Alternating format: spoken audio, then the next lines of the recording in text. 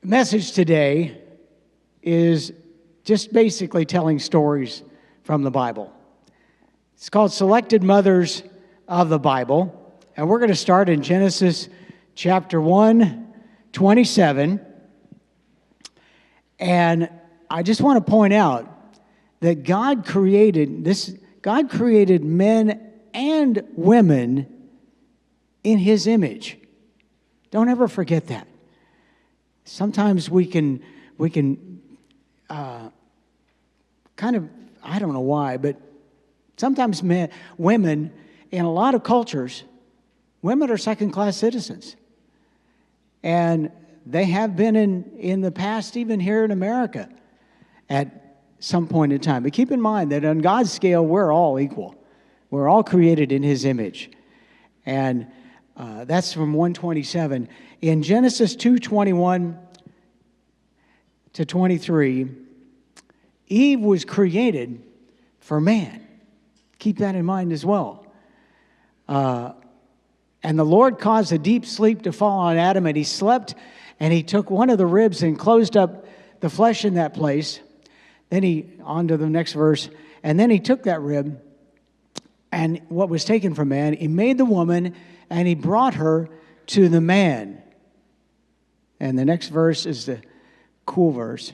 And Adam said, now this is, actually, I remember in Hebrew class, our Hebrew teacher said, the first word in the sentence is not, it's kind of not there, but he actually goes, woo-wee! I mean, that's what our Hebrew professor said. Adam liked what he saw. Adam said, this is now bone of my bones and flesh of my flesh. She shall become woman because she was taken out of man. But Eve is in 3:20. I found this little verse as well. In verse 3:20, she was the first mother, the mother of all who live. Adam called his wife Eve because she was going to be the mother of all living. And that's the first mother out there. Let's go on to another one. We don't have to look at the scriptures on this. I'll just tell you the story. But in Exodus, well, actually, let's go to the scripture. Exodus 1:15. And we're going to read the story of the birth of Moses. This is a great story. This is just a great story.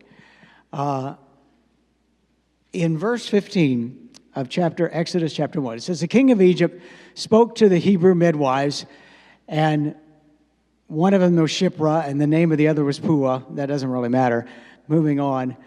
And he said, when you do the duties of the midwife for the Hebrew women, see to it that if it's a son, kill him. If it's a daughter, let her live. Next verse. But the midwives feared God, and they didn't do as the king of Egypt commanded, and they saved some of the male children. Next verse. And it said, and why have you done this? Why are you saving male children? In verse 19, and the midwife said, because the Hebrew women are not like Egyptian women. They are lively and give birth before the midwives even get there. Oh, yeah, sure. I loved it. And therefore God dealt with the midwives, and the people multiplied and grew lightly. Let's jump to chapter 2 in verse 1, because this is the story of the mother of Moses. I don't know her name. It just says, a man of the house of Levi went and took as his wife a daughter of Levi. And a woman conceived and bore a son, and she saw that he was a beautiful child and hid him for 3 months. Can you imagine hiding a baby for 3 months? They cry. At least mine did. When she could no longer hide him, though, she decided to, quote, obey the law, which was to throw them in the Nile River. And so she took an ark and made it waterproof, put the child in it, put it in the reeds by the bank. Now, as Moses' sister stood far off, they watched to see what would happen. As so happens, the daughter of Pharaoh came down to bathe in the river, and the maidens walking along the riverside saw the ark and sent the maid to go get it, and she looked inside. When she opened it, she saw the child, and the baby was crying. So she had compassion and said, "This is one of those Hebrew children, isn't it?" And it's interesting because Moses' sister was right there on the spot. And she said to Pharaoh's daughter, "Hey, shall I go call a nurse from the Hebrew women so that they can nurse this baby for you?" And the Pharaoh's daughter said, "Sure, go ahead." And she went and actually got Moses' mother to take care of Moses. So they did that. Keep going. There's a little more to the story here. So they brought the child and nursed him, and when they were all done, and then she got paid for it. Look at that. So she called it, and she got wages for nursing her own son. How's that for a trick? Pharaoh's daughter said, and the child grew, and they brought to Pharaoh's daughter, and he became her son, and that was because she drew him out of water. I just think that is the greatest story on a mother and a daughter who worked out. And, God was obviously in it because Moses was kind of like a main player in the Bible, right? kind of thing. But that was cool. Let's talk about a couple other mothers. One notable older mother was Sarah, 90 years old. Can you imagine having a baby at 90 years old? Not so much having a baby. Can you imagine keeping up with a baby at 90 years old? But I think this is the other interesting part about that. They make a big deal about how Isaac is born, in their old age. But if you read the end of that little chapter, Abraham still had 6 more sons with the wife Keturah. So there were lots of sons being born back then. Okay, let's go to, and I don't have my scripture written down here. I'm not sure which one it is. 1 Samuel chapter 1. 1 Samuel chapter 1. And again, this is one of those great stories of a mother in the Bible.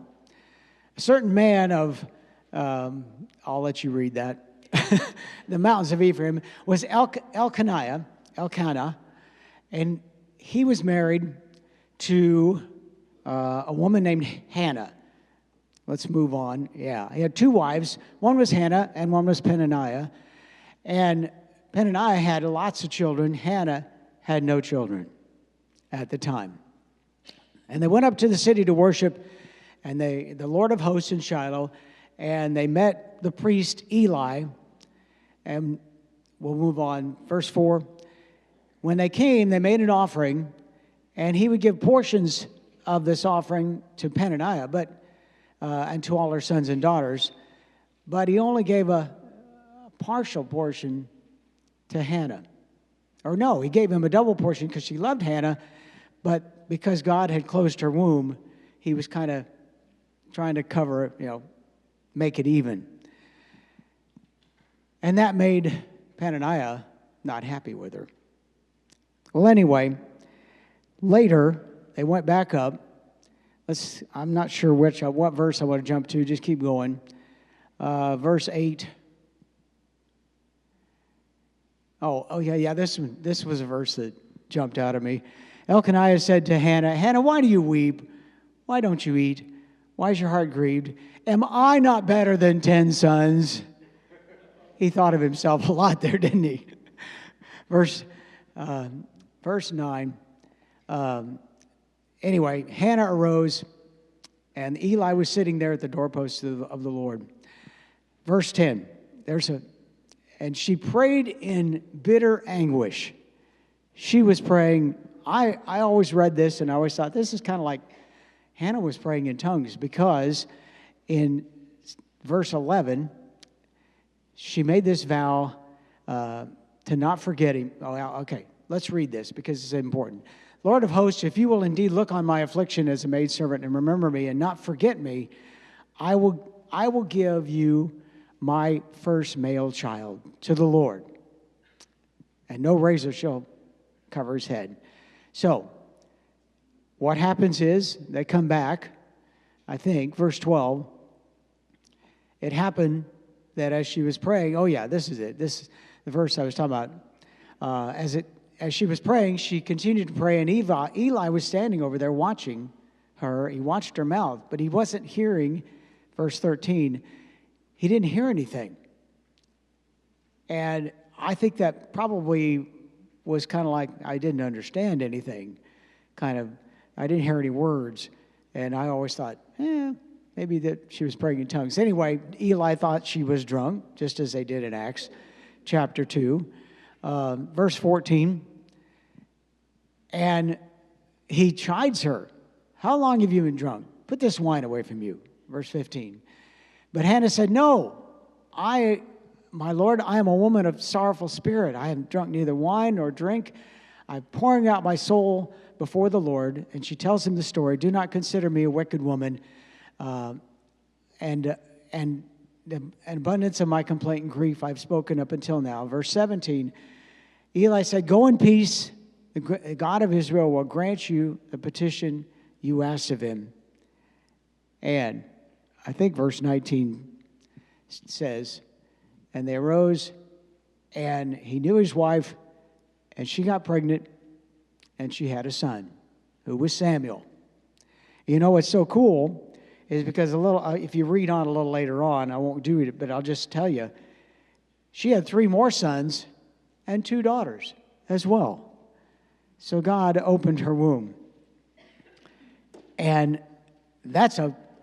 to me, that's a great mom. That's a mom that hung in there with God. Let's talk about some moms in the New Testament. In Mark 6:3, we learn about, let's see, wait a minute. Let me see if I know where I am. Okay. Yeah.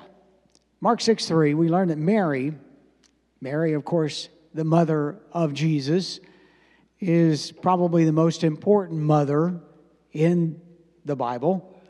Am I looking right here? There it is. She's the only mother mentioned in the genealogy that's recorded in Matthew. If you look at Matthew 1:16, look at what's said about Mary. In Matthew 1:16, it's specific.